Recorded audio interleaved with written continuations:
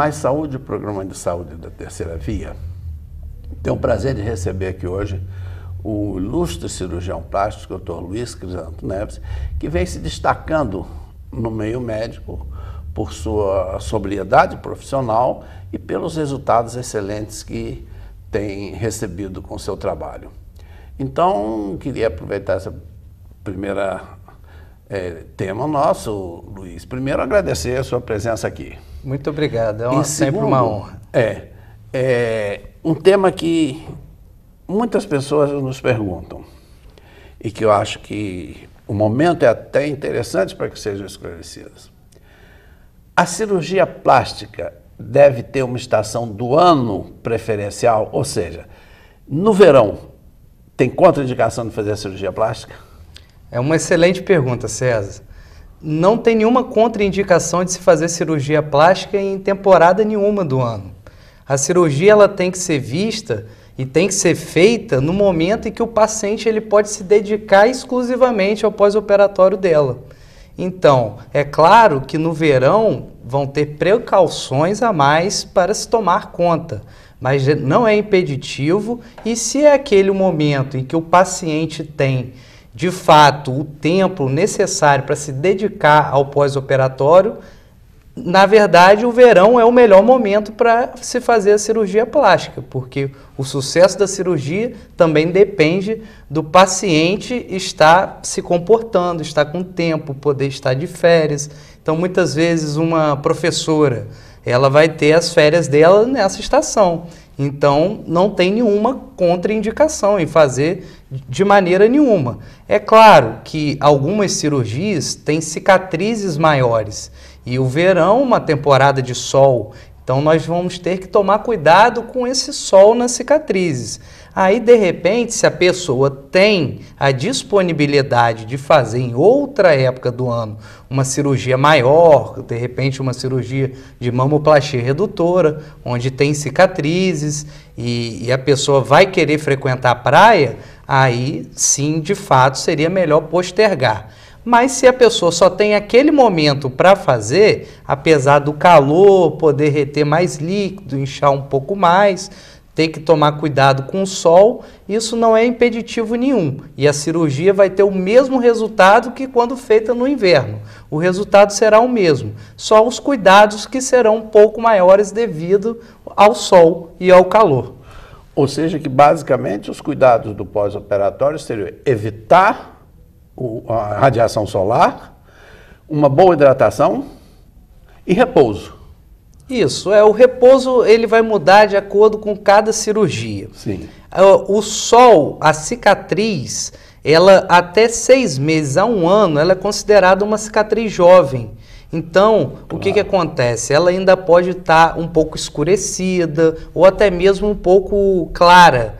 E nesse processo de amadurecimento da cicatriz, pegar sol pode acabar manchando a cicatriz. Se ela tiver mais escura, ela pode ficar um pouco mais hipercrômica, mais escurinha com essa radiação solar. Mas existem outros cuidados também para se fazer para que isso não aconteça.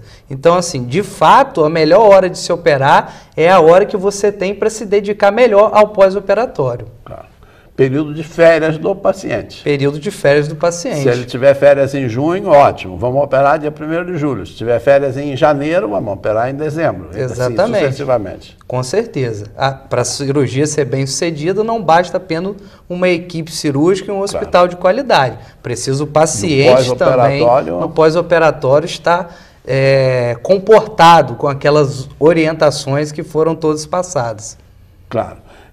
Luiz, tem uma dúvida também bastante grande e que eu acho que com o tempo a sua pergunta se repetida daqui a 10 anos vai mudar, daqui a 20 anos vai mudar, daqui a 30 anos vai mudar, é a seguinte pergunta. Hoje, no estado da arte que nós estamos vivendo, os implantes mamários devem ser substituídos de 10 em 10 anos? Eles têm que ser substituídos de 10 em 10 anos?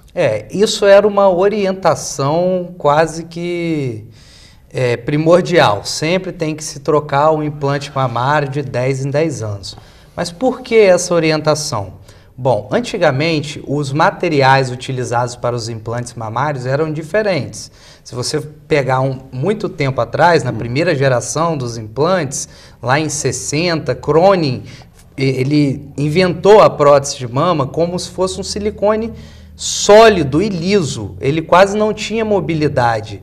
E aquilo, com o passar de pouco tempo, ele criava uma cápsula, como qualquer corpo estranho que é adentrado ao nosso organismo. O nosso organismo, para se defender, ele cria essa cápsula. Só que pela essa formação lisa do implante, essa cápsula ela tinha uma contração e deformava a mama muito cedo.